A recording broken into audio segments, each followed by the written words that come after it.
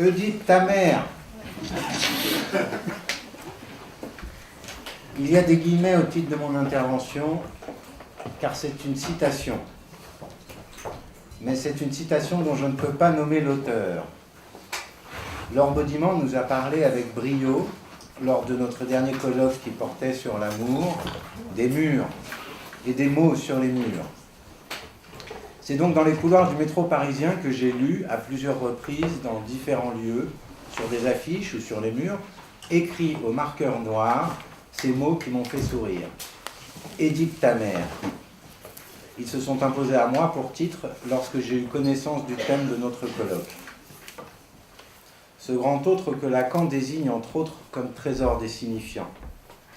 Ce grand autre symbolique qui se distingue du petit autre imaginaire, mon semblable, mon prochain. Il y a un grand autre représentant d'une forme d'altérité radicale et une foule de petits autres. Puisque ce grand autre véhicule les signifiants et que le premier terme employé pour la thématique de ce colloque est « mère », il m'a paru intéressant de me renseigner sur les signifiants utilisés dans différentes langues pour désigner la grossesse et les éventuels doubles sens qu'ils véhiculent. Je vous prie d'excuser par avance mon accent. En français, bien sûr, une enceinte désigne ce qui entoure, enclôt un espace et le protège. En italien, on parle d'une donna incinta, mais une cité close se dit cinta. En anglais, le mot désignant une femme enceinte est pregnant, et prégnant, en français, signifie expressif, riche de sens, qui prédomine, s'impose avec force à l'esprit. En espagnol, une femme est embarazada, embarrassée. En portugais, gravida. En allemand, schwanger, schwang est l'imparfait du verbe schwingen, qui peut signifier agiter, brandir, vibrer ou osciller. En russe, on dit buit belegaya, qui provient du verbe belegat, synonyme de chérir, prendre soin, choyer, protéger, ayant également une valeur défensive et ou d'épargne. Le mot indique aussi un fardeau, lourd à porter, idée que l'on retrouve dans le terme polonais ciąża, qui indique une femme enceinte ainsi qu'un objet lourd. En hébreu, liot berayon, être enceinte, n'a pas de double sens, semble-t-il. En arabe, belhem veut dire littéralement qu'une femme est prise par le ventre. Enfin, pour clore cette liste non exhaustive, en vietnamien, gobai indique très simplement un changement. Il me semble que toutes ces nuances nous poussent à écouter comment la grossesse peut être appréhendée et ce que ce moment particulier peut charrier comme représentation. C'est une des raisons pour laquelle il est techniquement important d'indiquer aux patients polyglottes ou dont la langue maternelle n'est pas le français qu'ils n'hésitent pas à dire à voix haute des mots ou des phrases qui leur viennent dans cette autre langue, sans se soucier de notre éventuelle compréhension. Pour reprendre et articuler le titre de notre colloque, Mère, enfant, phallus, l'étoffe d'un désir, je souhaite revenir sur un passage très dense de l'un des derniers textes de Sigmund Freud. Il s'agit d'un passage que l'on trouve à la fin de son article de 1938, L'analyse avec fin et l'analyse sans fin. Cela fait plus de 50 ans que Freud reçoit des patients. Il écrit au début du chapitre 8 « La loi qui s'exprime ici ne saurait être longtemps méconnue. » Freud utilise le mot « loi », c'est dire l'importance qu'il accorde à ce qu'il va aborder. Il poursuit. Les deux thèmes sont liés à la différence des sexes. L'un est tout aussi caractéristique de l'homme que l'autre de la femme. Malgré la différence de contenu, il y a là des correspondances évidentes. Il s'agit donc d'aborder une loi à laquelle hommes et femmes sont soumis, mais dans des rapports différents. Il ajoute « Quelque chose qui est commun aux deux sexes a été forcé par la différence des sexes à se mouler dans l'une et l'autre forme d'expression. » Notons ici l'usage du terme assez énigmatique « quelque chose ». quelque chose qui est commun aux deux sexes a été forcé par la différence des sexes à se mouler dans l'une et l'autre forme d'expression. Toute la finesse et la subtilité sont dans la recherche de ce qui est identique dans le fond et différent dans l'expression. Il reprend. Les deux thèmes en correspondance mutuelle sont, pour la femme, l'envie du pénis, l'aspiration positive à la possession d'un organe génital masculin, pour l'homme, la rébellion contre sa position passive ou féminine envers un autre homme.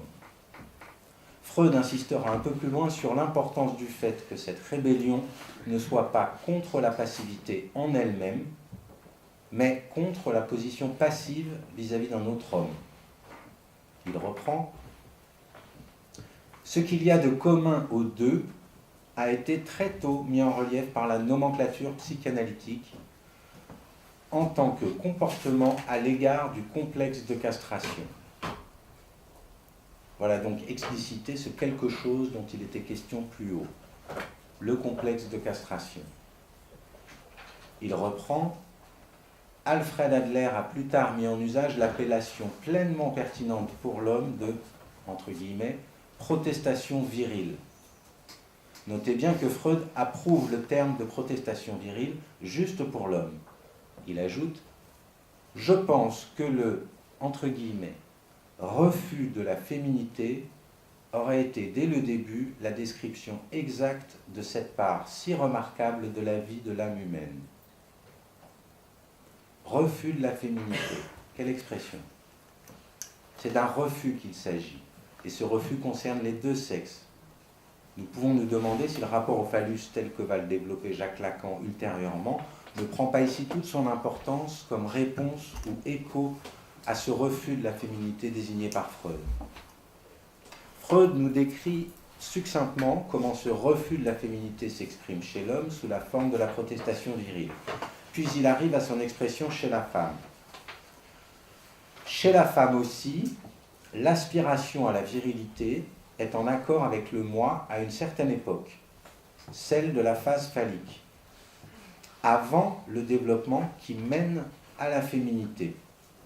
Mais ensuite, cette aspiration est soumise à cet important processus de refoulement, de l'issue duquel, comme nous l'avons souvent exposé, dépendent les destins de la féminité. Freud ajoute, comme indication clinique, ce qui comptera beaucoup, c'est de savoir si une quantité suffisante du complexe de virilité se soustrait au refoulement et influence durablement le caractère.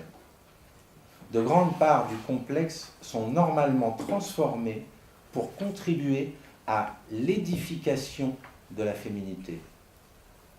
Pensez à la fameuse phrase de Simone de Beauvoir, « On ne naît pas femme, on le devient ». Du désir inassouvi du pénis doit naître le désir de l'enfant et de l'homme qui porte le pénis. Voilà donc désigné l'enfant, la mère qui en découle, le tout articulé au désir. Ici est exposée l'idée bien connue et souvent critiquée que les femmes doivent transformer leur envie d'avoir un pénis en désir d'enfant, passant par le désir de l'homme qui porte le pénis. Freud conclut son propos en nous disant « Nous trouvons cependant avec une fréquence inhabituelle que le désir de virilité est resté conservé dans l'inconscient et déploie à partir du refoulement ses effets perturbateurs. » Nous reviendrons sur ce désir de virilité et ses effets un peu plus loin. Freud aboutit dans la suite du texte à la difficulté clinique majeure auquel confronte le refus de la castration, dans ses formes masculines et féminines. Il se pose la question de savoir si ce point-là peut être dépassé. Nous pensons avec Lacan qu'il y a un dépassement possible du complexe de castration, lorsque la castration symbolique est, in fine, acceptée et vécue. C'est la visée d'une psychanalyse. Cette castration symbolique parcourt l'enseignement de Lacan. Son concept du grand autre, absolu au départ, va lui-même évoluer dans le temps avec la conception d'un grand autre barré, c'est-à-dire un grand autre incomplet, manquant, castré. Parce que le manque permet l'émergence du désir. C'est ce grand autre-là que devraient incarner les parents du petit homme pour l'aider à grandir, au risque sinon de se prendre pour un grand autre absolu, tout-puissant et tyrannique, qui règne sur la famille selon son bon vouloir.